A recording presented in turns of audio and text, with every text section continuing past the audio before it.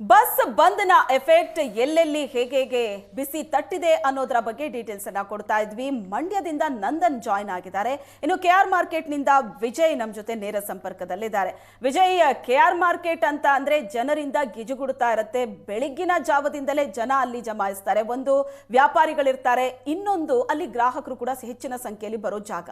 But ಇವತ್ತು ಬಸ್ಗಳೇ ಬಂದ್ ಆಗಿರೋದ್ರಿಂದ ಅಲ್ಲಿ ವ್ಯಾಪಾರ ವಹಿವಾಟಿನ ಮೇಲೆ ಯಾವ ರೀತಿ ಪರಿಣಾಮ ಬೀರಿದೆ, ಜೊತೆಗೆ ವ್ಯಾಪಾರಸ್ಥರಾಗ್ಲಿ ಅಥವಾ ಬರುವಂತ ಗ್ರಾಹಕರು ಏನಂತ ಹೇಳ್ತಾ ಇದ್ದಾರೆ?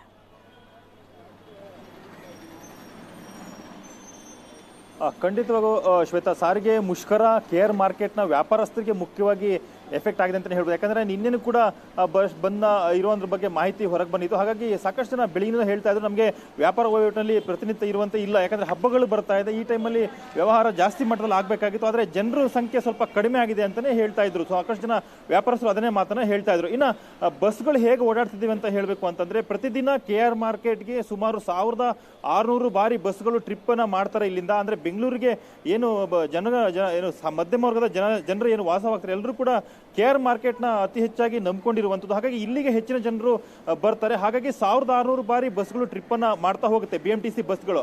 ಆದರೆ ಇವತ್ತು ಬೆಳಿಗ್ಗೆ ಏನು ಬಸ್ ನಿಲ್ದಾಣ ಅಂದರೆ ಬೆಳಿಗ್ಗೆ 6 ಗಂಟೆ ಅಷ್ಟೊತ್ತಿಗೆ ಬಸ್ ನಿಲ್ದಾಣ BMTC ಬಸ್ಗಳೇ ತುಂಬಿಕೊಂಡಿತ್ತು. ಆದರೆ 8 ಗಂಟೆ ನಂತರ ಈ ಒಂದು ಬಸ್ಗಳ ಸಂಖ್ಯೆಯಲ್ಲಿ ಒಂದು ರೀತಿಯ ವ್ಯತ್ಯಯವನ್ನು ಕಾಣಿಸ್ತಾ ಹೋಗ್ತಾ ಇದೆ. ಯಾಕಂದರೆ ಇಲ್ಲಿ ಕಾಲಿಡೋದಕ್ಕೂ ಕೂಡ ಜಾಗ ಇರೋದಿಲ್ಲ. ಅಂದರೆ ಜನಗಳು ಒಂದು ಕಡೆ ತುಂಬಿಕೊಂಡಿರೋದ್ರ ಜೊತೆಗೆ ಬಸ್ಗಳು ಕೂಡ BMTC ಬಸ್ಗಳು ಕೂಡ ಸಾಲಾಗಿ ಸರತಿ ಸಾಲಲ್ಲಿ ನಿಂತ್ಕೊಳ್ತಾ ಹೋಗ್ತಾ ಇದ್ವು. ಆದರೆ ಇವತ್ತು ಕೆಆರ್ ಮಾರ್ಕೆಟ್ನ BMTC ಬಸ್ ನಿಲ್ದಾಣ ಏನಿದೆ ಇದು ಒಂದು ಬಸ್ಗಳು ಇಲ್ದೇನೆ ಖಾಲಿಯಾಗಿ ಕಾಣಿಸ್ತಾ ಹೋಗ್ತಾ ಇದೆ. ಅಂದ್ರೆ 1/4 ಗಂಟೆಗೆ ಒಂದು ಬಸ್ಗಳು ಮಾತ್ರ ಬರ್ತಾ ಇದೆ. ಮತ್ತೆ ಮುಖ್ಯವಾಗಿ ಗಮನಿಸಬೇಕಂತ ವಿಚಾರ ಅಂತಂದ್ರೆ, ಬೆಂಗಳೂರು ಸಿಟಿಯಲ್ಲಿ ಓಡಾಡುವಂತ ಬಸ್ಗಳ ಸಂಖ್ಯೆ ತುಂಬಾ ಕೆಳಮಟ್ಟದಲ್ಲಿ ಕಡಿಮೆ ಆಗಿದೆ ಅಂತ ಹೇಳ್ಬೋದು. ಜೊತೆಗೆ ಬೆಂಗಳೂರಿನ ಹೊರಗಡೆ ಅಂದ್ರೆ ಬೆಂಗಳೂರಿನ ಗ್ರಾಮಾಂತರ ಭಾಗಕ್ಕೆ ಹೋಗುವಂತ ಬಸ್ಗಳೇನಿದ್ದಾವೆ ಆ ಬಸ್ಗಳಲ್ಲಿ ಕೆಲವು ಬಸ್ಗಳು ಮಾತ್ರ ಬರ್ತದೆ. ಅಂದ್ರೆ 25 ಕಿಲೋಮೀಟರ್ ಆಚೆಗೆ BMTC ವ್ಯಾಪ್ತಿ ಏನು ಬರುತ್ತೆ ಅದ್ರ ಆಚೆಗೆ ಹೋಗುವಂತ ಕೆಲವು ಬಸ್ಗಳು ಮಾತ್ರ ಬರ್ತಾ ಇದೆ. ಮತ್ತೆ ರಾತ್ರಿ ಪಾಳ್ಯ ಅಂತಂದ್ರೆ ನಿನ್ನೆ ಮಧ್ಯಾಹ್ನ ಹತ್ತಂತ ಬಸ್ ಡ್ರೈವರ್ಗಳು ಅಥವಾ ಚಾಲಕರು ಏನಿರ್ತಾರೆ ಅವರು ಇವತ್ತು ಮಧ್ಯಾಹ್ನದವರೆಗೂ ಬಸ್ಗಳನ್ನ ಓಡಿಸಬೇಕಾಗಿ ಬರುತ್ತೆ. ಆದ್ರೆ ಅದರಲ್ಲೂ ಕೂಡ ಒಂದಿಷ್ಟು ವ್ಯತ್ಯಯಗಳು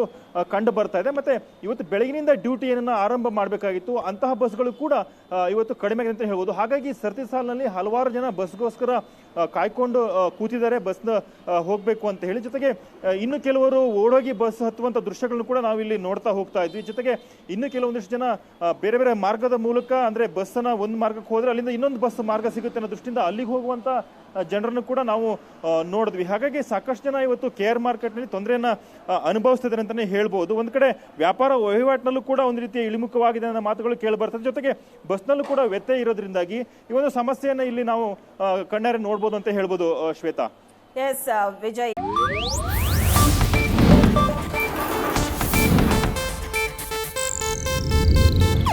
ಇದು ಏಷ್ಯಾನೆಟ್ ನ್ಯೂಸ್ ನೆಟ್ವರ್ಕ್ ಪ್ರಸ್ತುತಿ.